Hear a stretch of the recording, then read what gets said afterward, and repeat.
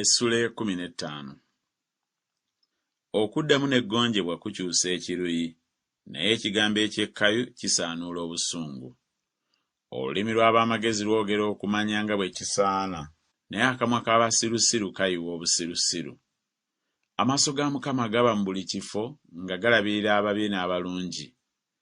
Olulimi oluwonya muti gwa bulamu, naye bwe luba n'obukyamu omwoyo gumenyeka.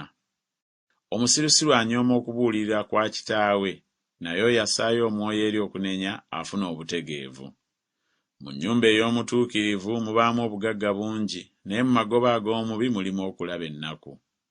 Emimwa gy'ab'amagezi gibunya okumanya, naye omutima gw'abasirusiru si bwe gukola.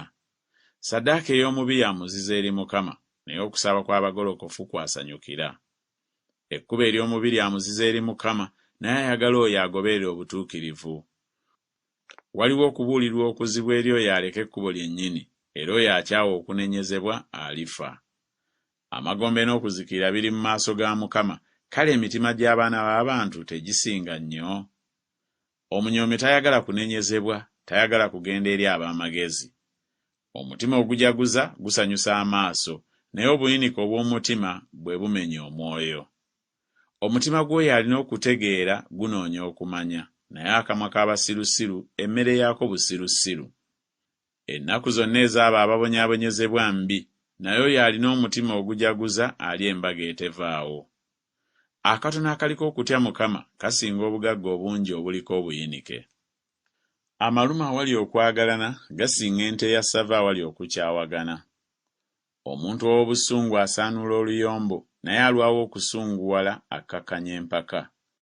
Ekkubo ery'omugayaavu liringa olukomera olw'amaggwa, naye oluwendo olw'abagolokofu lufuuka oluguudo. Omwana ow'amagezi asanyusa kitaawe, naye omuntu omusirusiru anyooma nnyina. Obusirusiru buba ssanyu eri oyo atalina magezi, naye omuntu alina okutegeera aluŋŋamya amagenda ge. Awatali magezi okuteesa kufa, naye kunywerera mu lufulube lw'abo abateesa ebigambo. Omuntu asanyukira okuddamu okw'omu kamwa ke, n'ekigambo ekijjira mu ntuuko zaakyo nga kirungi. Eri ow'amagezi ekkubo ery'obulamu lyambuka waggulu, alyoke ave mu magombe wansi. Mukama alisimbula ennyumba ey'ab'amalala, naye alinyweza ensalo ya nnamwandu. Okusala enkwe embi kwa muzizo eri Mukama, naye ebigambo ebisanyusa biba birongoofu.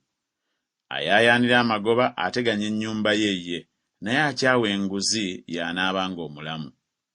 Omutima gw'omutuukirivu gufumiitiriza okwanukula, naye akamwa k'ababi kafuka ebitasaana. Mukama abawala ababi, naye awulira okusaba kw'abatuukirivu. Omusana ogw'amaaso gusanyusa omutima, n'ebigambo ebirungi bigezza amagumba.